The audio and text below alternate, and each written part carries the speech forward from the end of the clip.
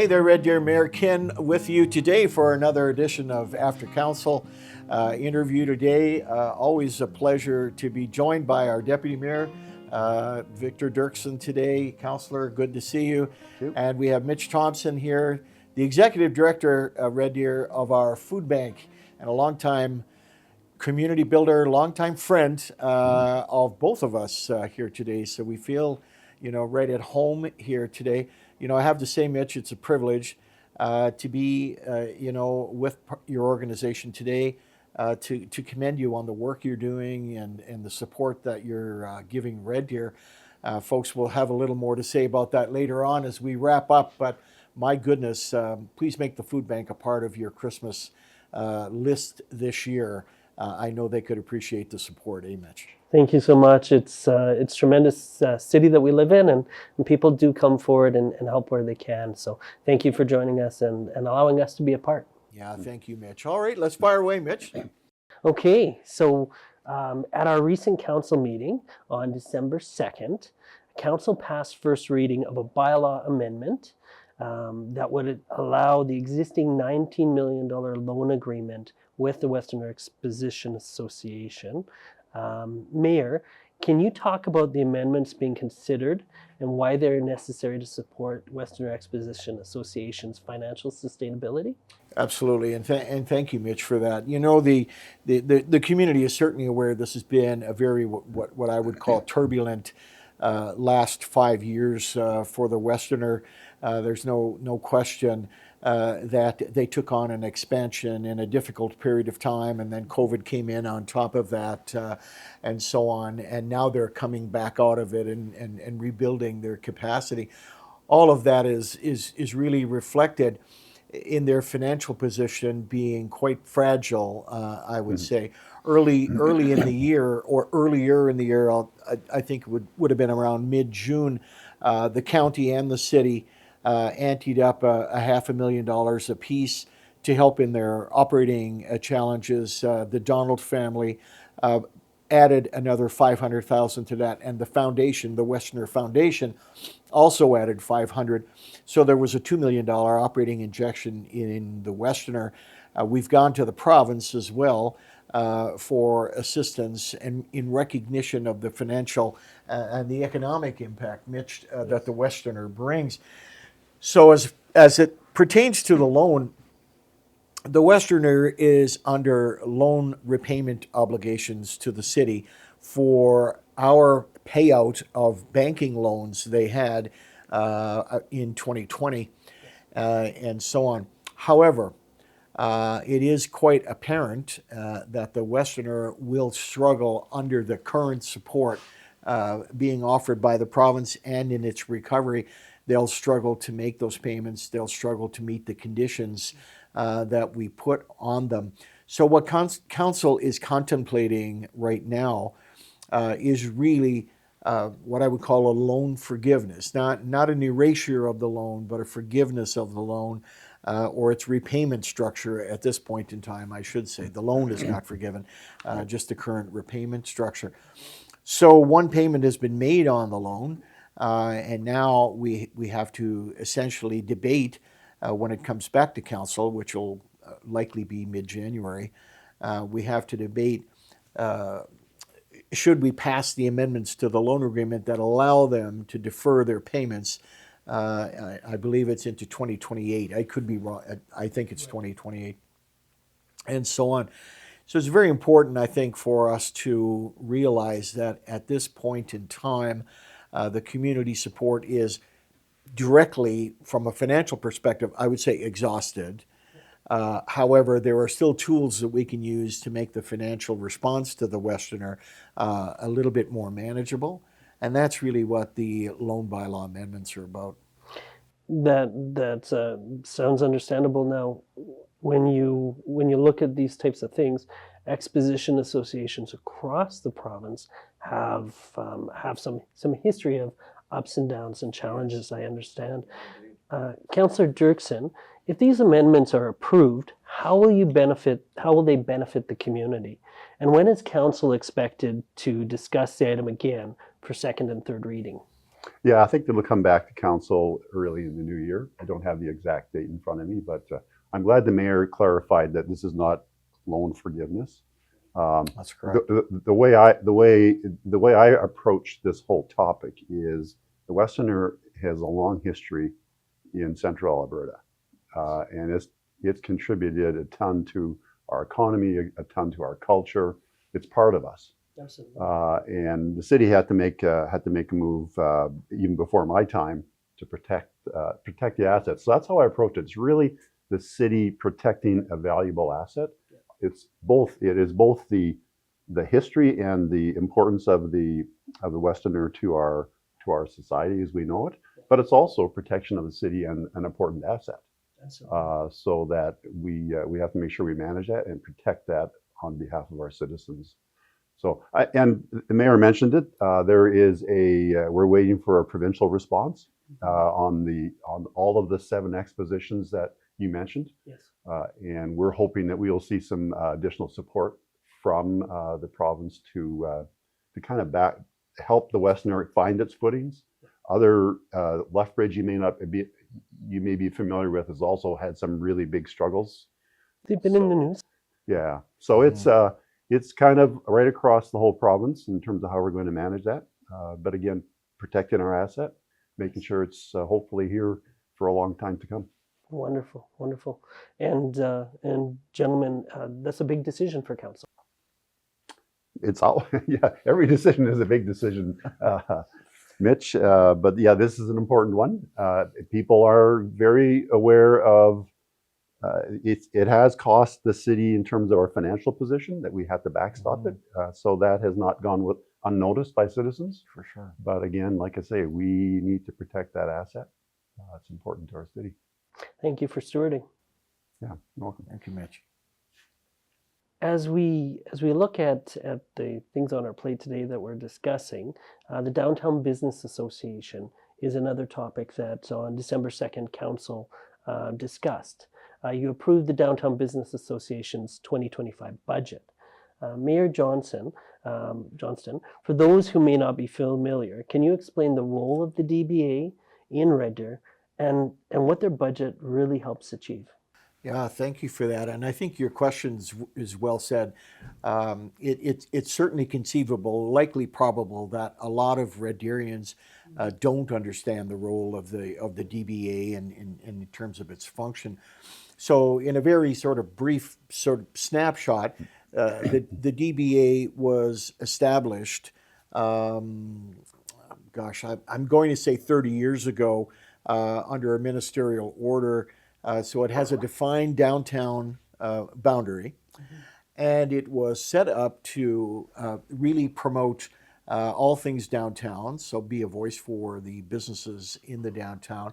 It was set up to promote parking and parking maintenance, beautification of the downtown, and those kinds of things. In fact, Deputy Mayor Dirksen serves as council's representative on the DBA board. Over the years, the DBA's mandate has I would say in some cases almost subconsciously, morphed to include social issues with homelessness, drug addiction, those kinds of things. And unfortunately, they became almost a de facto go-to for local businesses that had problems in that area. So that is now, I think, turning the page in the downtown, and the DBA will be able to focus, I think, more on its mandate than the role that's come to occupy. I think you'll never find a bigger champion for the downtown than the Downtown Business Association in terms of promotion and so on.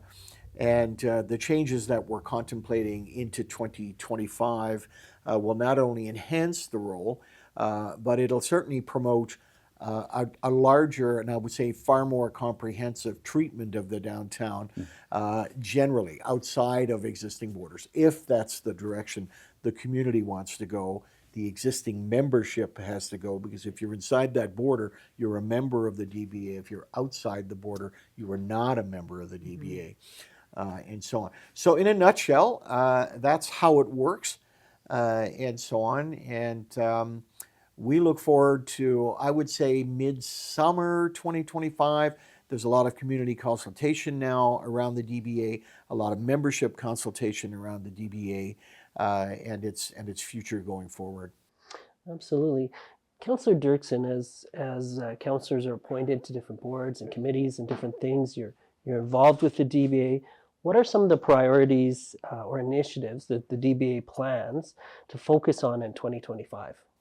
Yeah, good question. I'm going to try and put some color around the mayor's comments because, I mean, the role. So I'll come back to your question, but the DBA is funded through what I consider a very awkward mechanism through a tax levy just to businesses inside the boundary. Mm-hmm. And the boundary is very limited. It doesn't include Capstone. It doesn't include rail yards. It includes a small portion of what we would, I guess you'd call the traditional downtown. That has to change, right? When the province stopped funding or providing support through the government buildings, which we used to get probably half of the budget used to come from the buildings, the provincial buildings that are inside that area. We don't get that anymore. So the DBA is challenged on its budget, which is primarily focused at supporting businesses and providing marketing opportunities for those businesses. They become known more as kind of like solving when people have some social disorder issues, they phone the DBA. That's not their role. Mm-hmm. That's not their primary role, let me put it that way. It is to improve business. So this is a kind of a transitional year in the way I look at it for the DBA as we try to figure out a different mechanism for a downtown business association. It might not look exactly the same as this one. Okay. That brings in those other areas, Capstone, rail yards, all of the downtown together, because as a whole, that's our downtown, mm-hmm. right? So right now they're limited in scope, limited in the ability to influence, and we have to change it. They have told us quite clearly that the budget money they have is kind of a stopgap measure until we come up with a different plan. And so, yeah, it'll be exciting, actually. I'm looking forward to the new DBA, whatever that looks like. Great. And do you mind me digging in a little bit there? DBAs have a membership based on an area, and they're often voted upon and brought into a space, and then everybody within that space is almost compelled to participate, but only from a financial standpoint. So it's got to be a difficult place to sometimes create that sense of community, but when you do, it can be a really beautiful thing. Yeah, I mean, it's done a lot of good work over the years. If you look at some of the Little Gates and the development over the years and how that's looked, they've not had a lot to do with that particular area. Mm-hmm. But going back to your phrase of membership, I don't think they would view it as a membership. I think they view this as kind of, it's there, we have to pay. Let's see if we can get some use out of it. Yeah. But we have to get beyond that, really, and bring in all those other groups to say, hey, collectively, we want to make our downtown vibrant, attractive, and have people want to spend their time there. I think that's the ultimate goal. Yeah, I've often compared, Mitch, the DBA to a shopping mall merchant. So in a common area such as a shopping mall, you are charged for promotion of the mall, for sales, all of those, sort of ordinary things. If we had a dome over the DBA, mm-hmm. Obviously we don't, but anyway, if we had a dome over the DBA, it would operate similarly to mall management in the context of if we're promoting the downtown, we're promoting events, and all those kinds of things. Your levy actually is paying for that promotion, and so on. So it isn't much different than a mall tenancy, if you will. And typically, if you look at ads in the media for your business or whatever, they're arguably far more expensive than what the DBA levy would be. So sometimes we We need to remind ourselves where you're getting value in that space.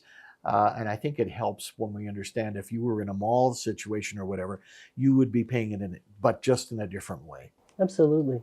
And sharing those plans and initiatives and the things that they're focusing on is a great way to share some of those values and things going forward. Okay. Okay. Um, Zoning bylaw amendments to support addiction recovery and homelessness was also a topic at council. City council passed second and third readings of a zoning bylaw amendment and enabling the province to move forward with its plan to address emergency housing and addiction recovery needs. Mayor Johnston, can you talk about why this amendment was necessary and how it aligns with council's broader vision or broader priorities for community well-being? Yeah, the anytime there's a zoning bylaw or zoning change of any kind, that would precipitate a public hearing, and that's what we went through a few weeks ago. Was a public hearing around it. So there was a number of factors that created the need for the zoning bylaw change. One was the site exception for the current shelter was expiring in May of next year. So they decided, administration, when I say they, and Safe Harbor decided to bring it to council 6 months earlier in conjunction with some provincial requests, which included the setup of a new, what's called, I'll use the technical definition, an MRAM trailer. So an MRAM trailer is what's called mobile responsive addiction treatment module. If I got that right.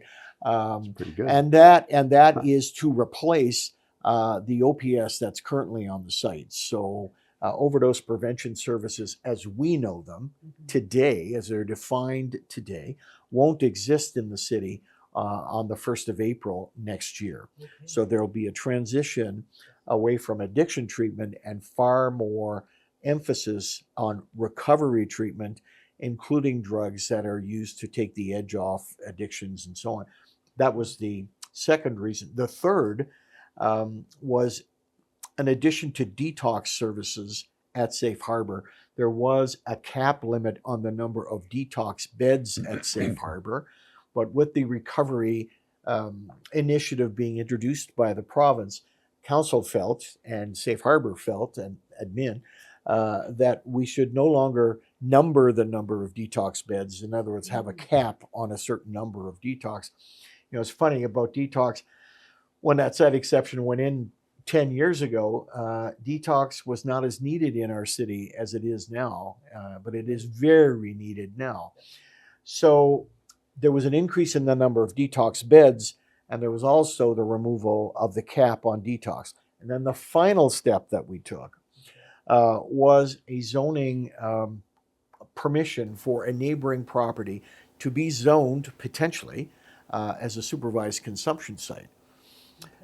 So that zoning was removed during the public hearing. So there is no zoning on that place now, on that property now, that will allow a supervised consumption site. So you have three things. You have the extension of the shelter, you have the zoning cap and the detox beds, and you have the removal of the supervised consumption site zoning from that particular property. So it was a busy evening in council, and so on. I think council adjourned slightly after 11 o'clock, and that's PM. That's not AM, Mitch. And so, but it was work well done by council and by the community. Particularly now, it gives Safe Harbor another 2 years to operate beyond May of 2025. So we're going to have a shelter there, shelter services until May of 2027. And that's certainly a big change. And also, of course, we'll see the transition of the OPS away from the current regime of simply providing a place for folks to feel they can express their addiction on site. Right now, there is far more emphasis on treatment and treatment options, and so on. And we really see this as the way forward in our province, as it offers hope and restoration to our most vulnerable people. Okay, so I won't rephrase what you're saying, but it does give that 2-year window, and the community did have an opportunity to come and speak to this and council to discuss it. Wonderful. Councillor, how will this zoning change support Red Deer's response to homelessness and addiction recovery? Yeah. So I want to add to kind of what the mayor laid out for us, because he's really talking about the whole approach to recovery, which has been implemented by the province, and how we're kind of trying to change the focus to a recovery model, which takes time. Yes, it does. Right? This isn't something you can turn a switch and things go away. So you mentioned the 2 years, and I think that was the critical debate that council had and our community had. I don't think there was any doubt that people understood that we had to make an extension for the current site, because we don't have an additional site lined up at this particular point in time. So that's kind of where the debate focused. I want to make sure I mention that we understand the impact it has on businesses in that area. Mm-hmm. Nobody's trying to sugarcoat the impact that they're having. So it's always a balancing act of supporting those who are in need, right? But also trying to find a way to support the businesses so that they can run their businesses without being constantly in difficulty. The other important part of this. So I want to go back to the 2 years was kind of where the debate took place. We expect to know from the province, and I think early in the new year, about who they're going to choose for an operator, because they put out an expression of interest as who's going to run the shelter in Red Deer, because that's a provincial responsibility, right? So once they select an operator, we're probably going to have this whole discussion again. If we learn who the operator is, what their plans are, what a shelter is going to look like. So there's a lot to come yet. Sure. In the meantime, it gives some stability to Safe Harbor to say, we've got some time to try to make this work, right? So I think that's probably the big benefit. The other part that was part of this zoning change was an expansion of the current area into a warming site.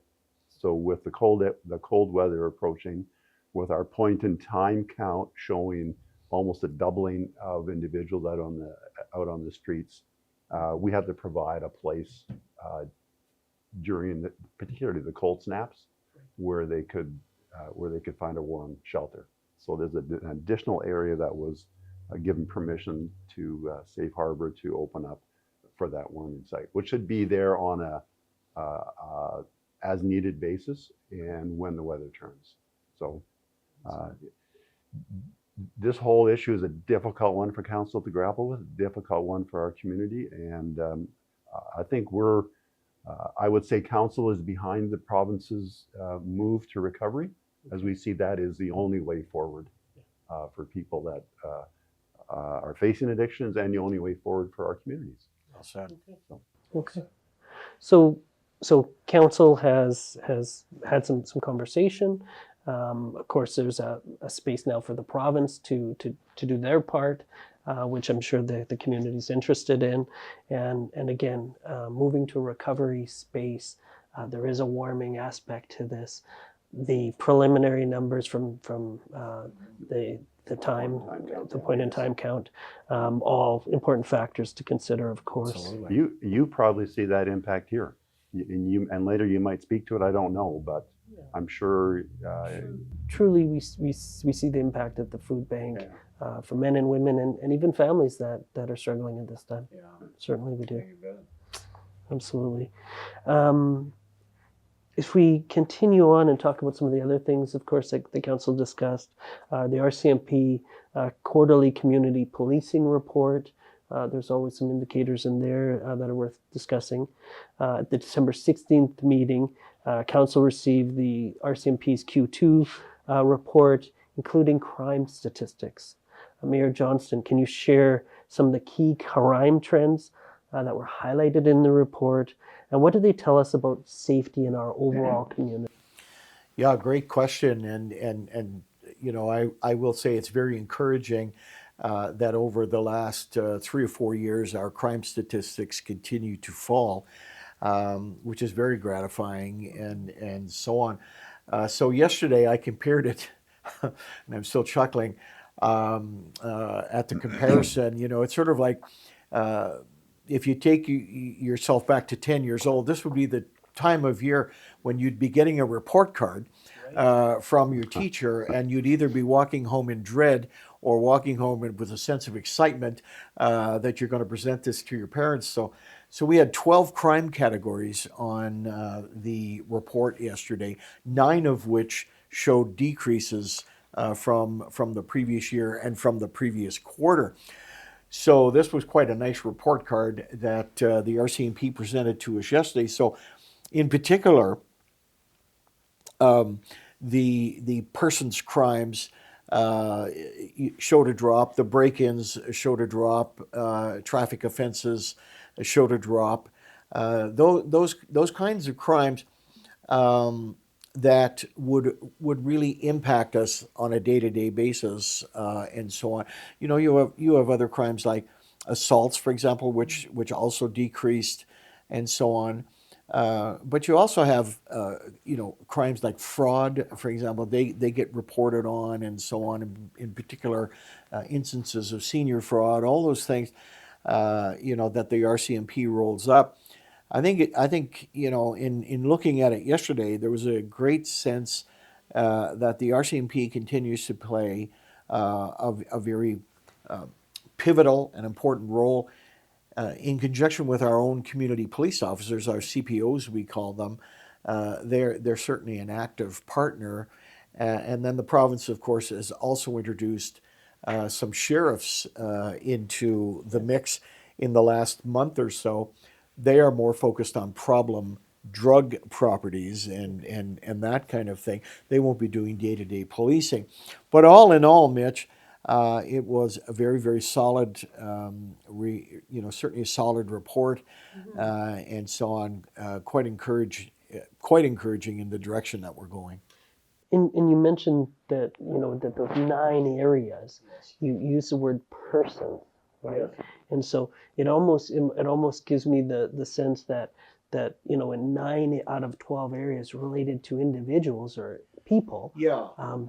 we're trending down to be a more positive, safer kind of a space. There's really 2 P's on the report card, you know, that the RCMP emphasizes. One is property crimes. So you can sort of imagine what that would be. The other are persons or people crimes, if you will.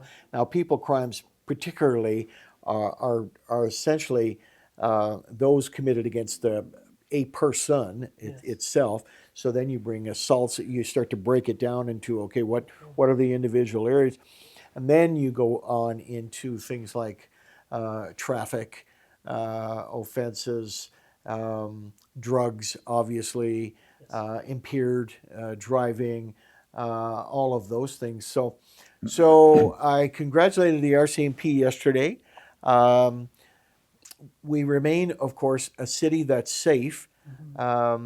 It's curious sometimes how we get rated by different magazines and media outlets, and so on. It's sometimes bewildering. However, you know, I think Red Deerians can certainly appreciate the RCMP continues to provide good value for what we pay them for, if you will. It's still a high cost. About a $35 million cost is the annual bill in policing to the city, so it's not cheap. No. And within that envelope, and within all the that space where you have consideration, the municipality has the opportunity to set some priorities. Councillor Dirksen, could you tell us about some of the priorities in policing and public safety that we're concerned about or focusing in on in 2025? Yeah, so I'm going to mention one. So coming back to stats, all right? So you got to take stats with a little bit of grain of salt. I tend to look at them more like I'm looking for trends. Okay. okay, in the stats. And also, what the RCMP will tell you is any areas that they focus on, you're going to see an increase in numbers Yeah, well because said. they're focused on a particular area, and that's kind of where we set some direction for the RCMP in terms of areas that we would like them to focus on. One in particular has been the downtown. And so they have a downtown unit that they've got staffed along with, I don't know you probably know the right term, but they've got psych nurses that work alongside. PAC teams. PAC teams, They're thank called. you. Yes. Yeah. Work alongside the RCMP in that whole area. So that is one area that we've asked them to focus on. Yes. An important part actually coming to the community is going to be the province has done a lot to us this last month. I prefer to say that they're working closely with us. Okay, they've done a few things that have impacted what we're doing in Red Deer. Okay. And one of those is they've kind of announced that communities over 15,000 are required to have a police committee. Right. Okay, and I think I used the term yesterday, police commission. I'm not sure that's the right term. I think it's better framed as a police committee, but that will give an opportunity for non-council members to be part of a police committee. I think that will help, that they can then set the priorities, Yes. right, and help to set those.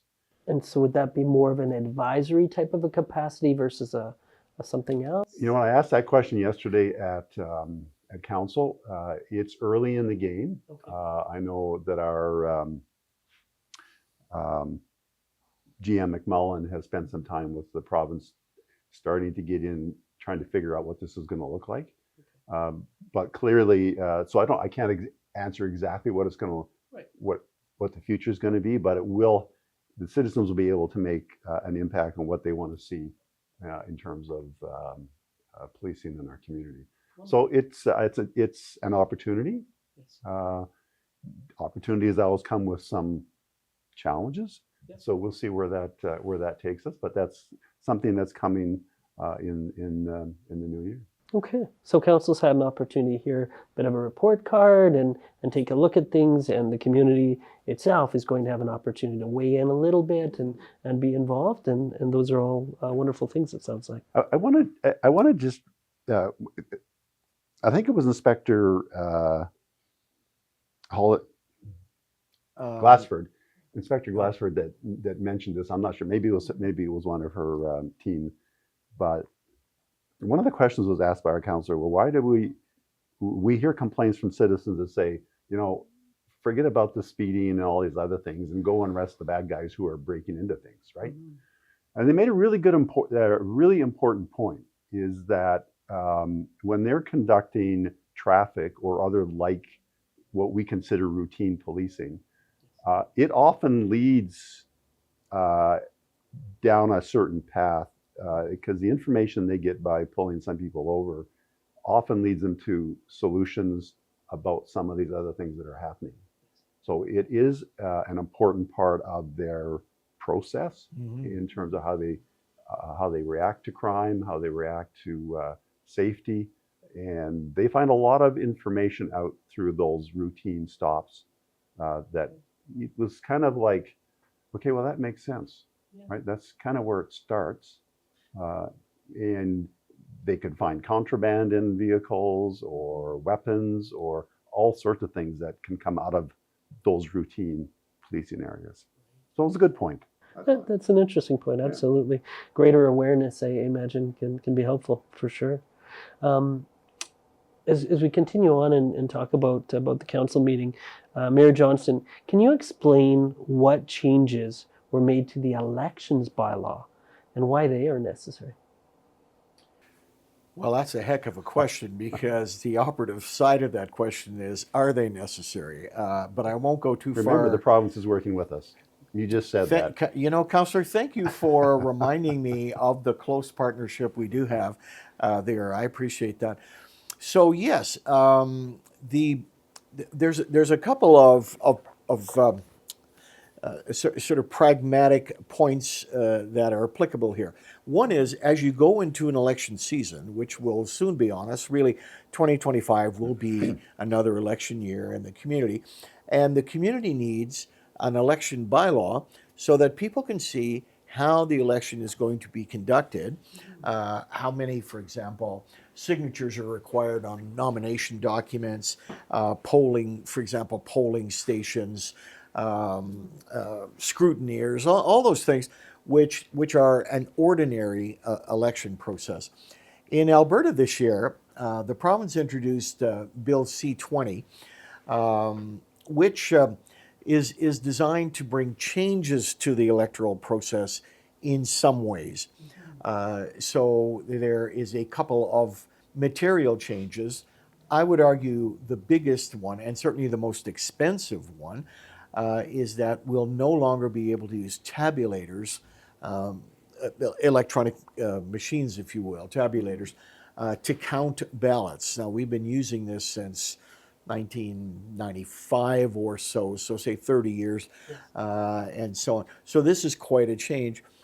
Our city clerk and our legislative department has signaled now to the community that it will take conceivably 4 days or so to get an election result, when historically we're used to getting a result within, I'll say, 6 hours, 5 hours or so. So that's a big change. That's certainly, I would argue, as I say, an expensive change because it will cost us. We've laid aside an additional $600,000 to conduct the election this year, on top of the norm, which is $500,000. So our total election will cost us a little over $1 million this year to conduct. So that's certainly a change. There are other changes in Bill C-20. Some don't impact Red Deer. They more impact the major metropolitan cities, for example, political parties, those kinds of things. Yeah. That's not applicable to Red Deer at this point, and so on. So those really are, what I would call the more material impacts to the election bylaw.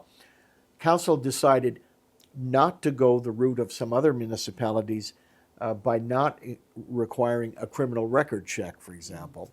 There are no criminal record checks required for people that run for provincial office or federal office, and council did not include that. So I hope that answers your question. I know there's a question for Deputy Mayor Dirksen as well around it. Well, Mayor Johnston, as you talk about the partnership that our province has, of course, with our municipalities and working together, this election process does have the opportunity to become more efficient or provide more clarity, or maybe not.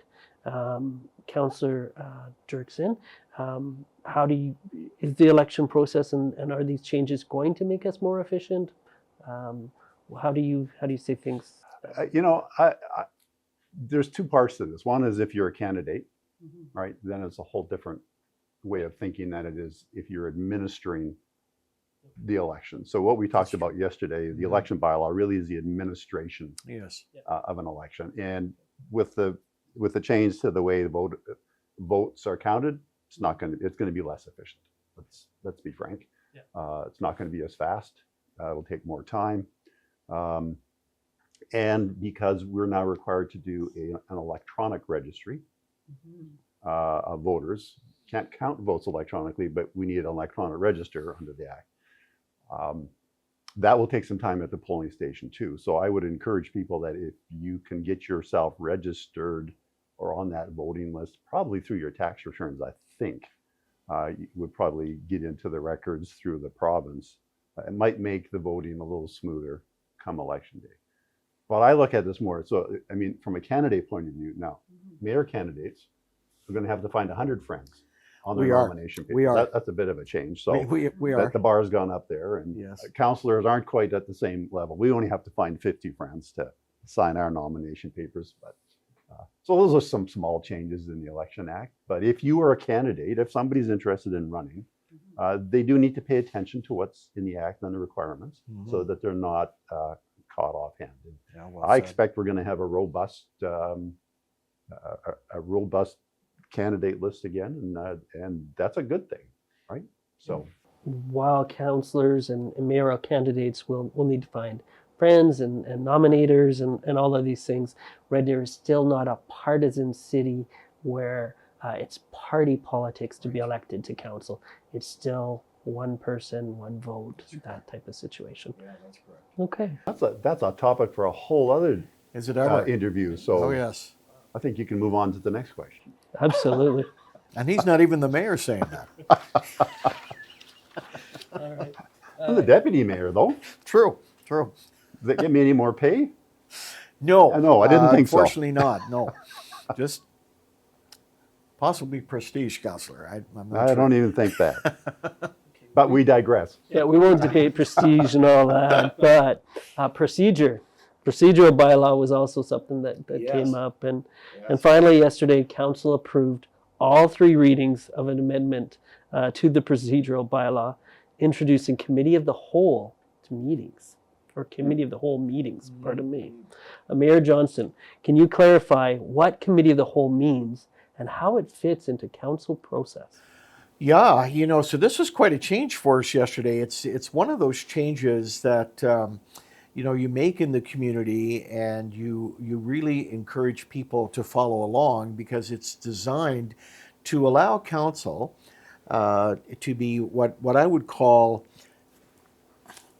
unfettered in its conversation with each other, and I'll just clarify that by saying, under the Municipal Government Act, a council meeting occurs when a majority of council comes together. So in our case, it would be 5 people. We have 9 people, so the majority being 5.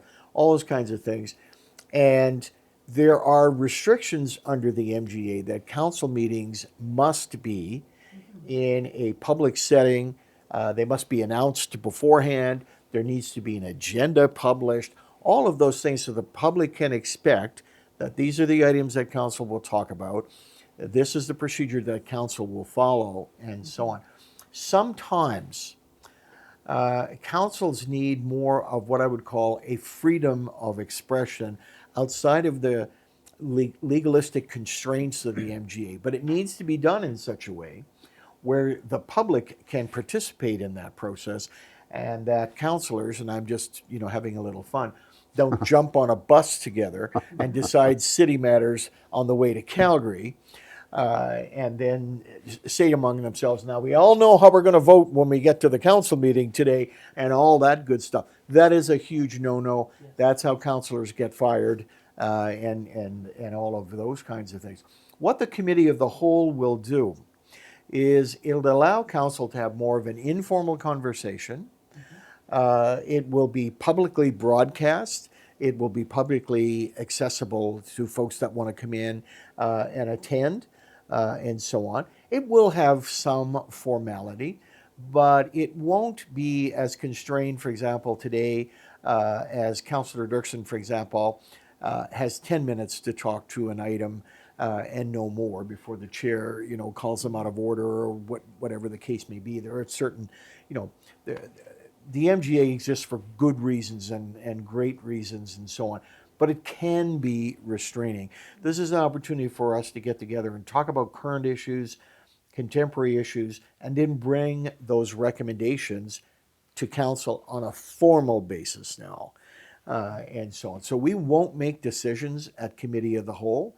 There'll be no legislation passed at committee of the whole, no direction given to administration, but what it will do is allow council to bring those issues forward. Emerging issues, for example, and so on, are typical of what the committee will be looking at, and the ability for the committee to then recommend it to that council take it in a formal council setting.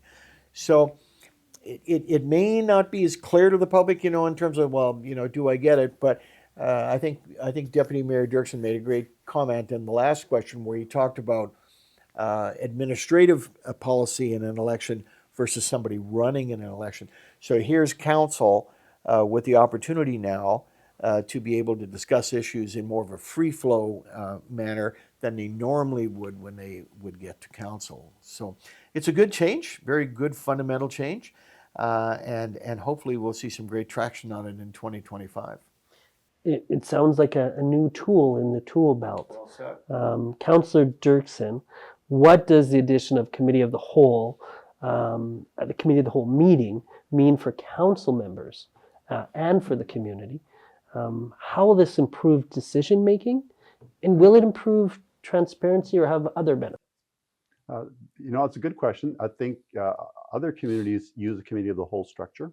This is kind of new for Red Deer. I think maybe they used to have it. Okay. Not during my term, but it's the way I would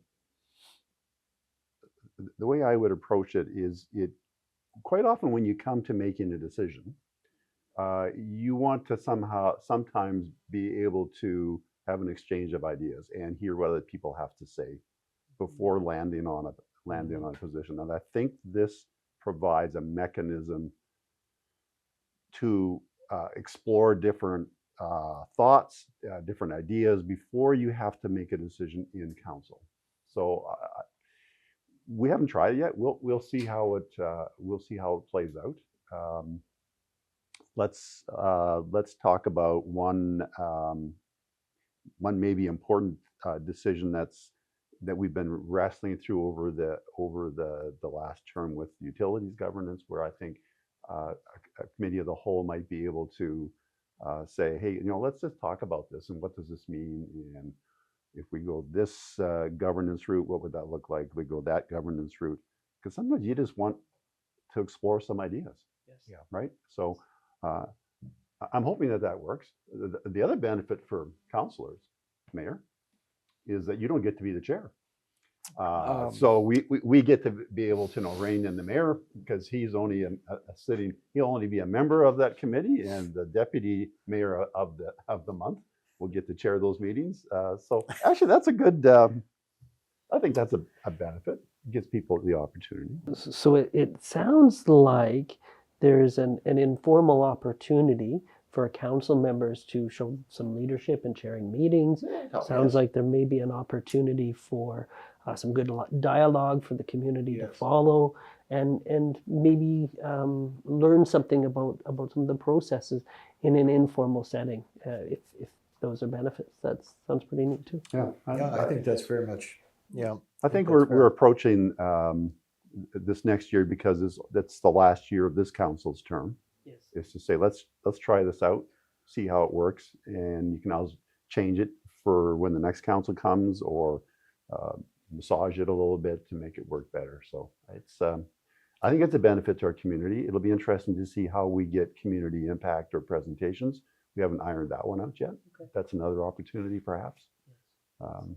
So yeah, it'll be interesting. Okay. And in council chambers, there's so much that happens in meetings, and things get shared. But sometimes you leave a meeting and there might be something else that you wish you had an opportunity to tell somebody about or share. This might be a forum to do that. Is there anything else from council that you feel might be important for the community to know? Yeah, I think, and again, I'll defer to some of the comments Deputy Mayor Dirksen made around the topic that we just looked at. The structure now is council can ask questions of an administrative report, and then it considers possibly amendments after the issue is brought to the floor, and then it goes into their own personal perspectives, as opposed to a very sort of free flow, which I'm anticipating from this committee that would work.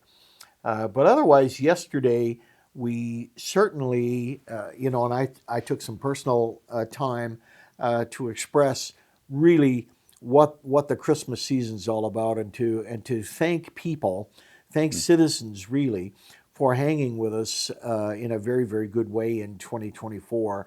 It was a year where people are still adjusting to inflationary impacts, to rent impacts, food prices, all of those things. Council had to make some very difficult budget decisions and impose what I would call a material increase in taxation, just to be able to keep our service levels to what we can expect. And so we appreciate people's, citizenry, if I might say it that way, Mitch, and so on. Particularly, as I say, often the character of Red Deerians often shines when circumstances are tougher, and I think we saw that in 2024 for sure. And what a remarkable way to close or come closer to closing the year with that humanity and that sense of pride for our people. Yeah, thank you. And so I usually sign off, at this point saying, Red Deer, as I said earlier when we signed on, this organization that we're so proud to be sitting with and working with today, led by Mitch and his board, is really a fixture of hope in our community in many ways. Thank you, Mitch, once again for what you do. We see food insecurity rising, and you must surely see it very keenly. We do, and as a city, we're not different than other cities. Canada is a country that's facing some challenges, and Alberta is as well.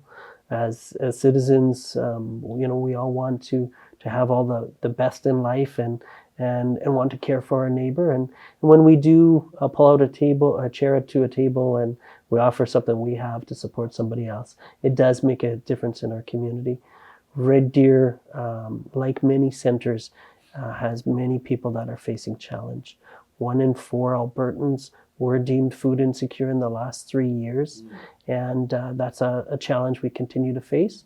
And with the support of the city, we continue to do so, and we thank you for the way that council helps to steward the city to make it a better place for everyone as well. Yeah, thank you, Mitch. So I'll say, Red Deer, Merry Christmas to you. And a great 2025. And we'll see you in January. So signing off. Take care.